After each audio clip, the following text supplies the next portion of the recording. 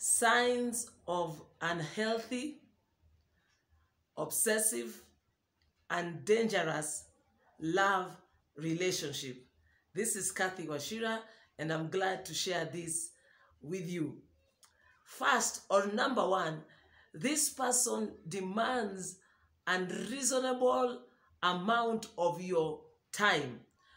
You know, when I say this, when I'm saying this, what I mean is that this person begins to interfere uh, selfishly or demanding, in a demanding way, of the time that you have set for yourself. You know, every human being, at least every normal human being, has a daily routine. There are things that we do for ourselves, which are for to make us feel good or to improve ourselves. This could be going to school, this could be going to the gym, this could be going to church, this even could be involved going to work.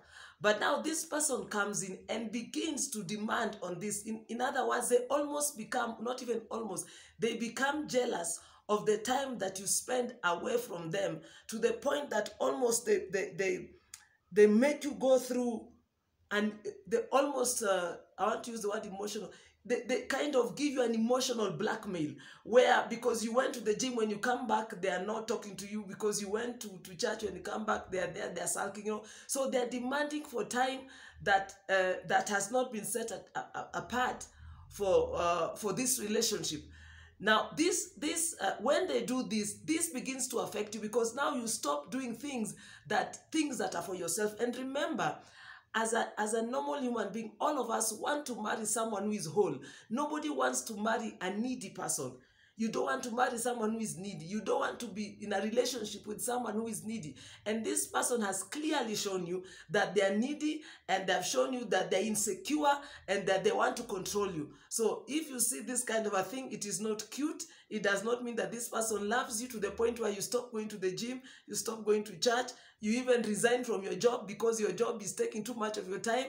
Some of you stop having a social life because of this person. That is dangerous. That is not a sign of love.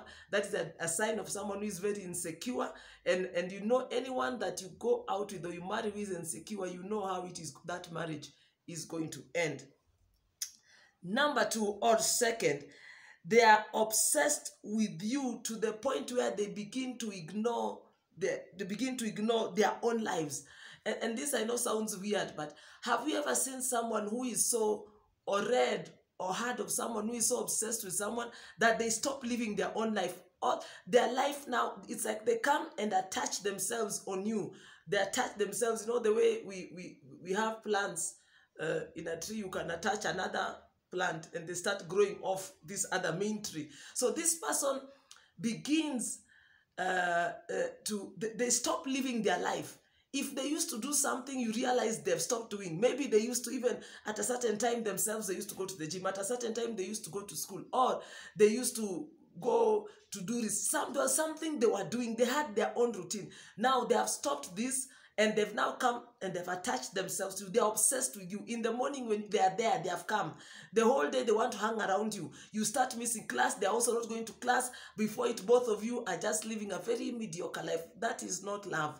That is an obsessive love, and it is very, very dangerous. They even start to ignore their own friends or ignore their own families. Otherwise, they stop living their life and they want to live yours.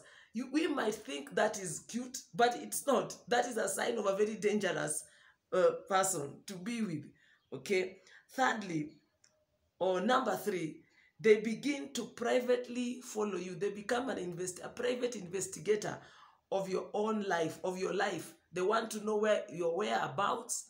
They follow up. They investigate. But when you come back from work in the evening, or when you come back from where you came from, you are going to enter into a court. Okay, and I'm talking about court. I'm talking about the court where there is a judge, and there is a lawyer, and there is a prosecutor. And unfortunately, in this court, he is the judge, he's the lawyer, and he's the prosecutor. He starts to tell you, well, you did this, you went here, and you start wondering, this person, where does he get all this information? When you see someone doing this, it's not cute. This person is telling you that you're mine, and it's not mine the positive way, but it's the obsessive way. So when you see this, that is not cute. You better think, if you really want to continue with this relationship. Nobody has a right to investigate anybody. Everybody should live their whole and own life. You know, even when two people are coming together to get married, it is two people who are whole. A whole person is going to marry another whole person so that they can come together, not half-half, or a needy person meeting another needy person. That one does not work. You must come whole. There must be something you're also bringing to the table. You can't come in needy.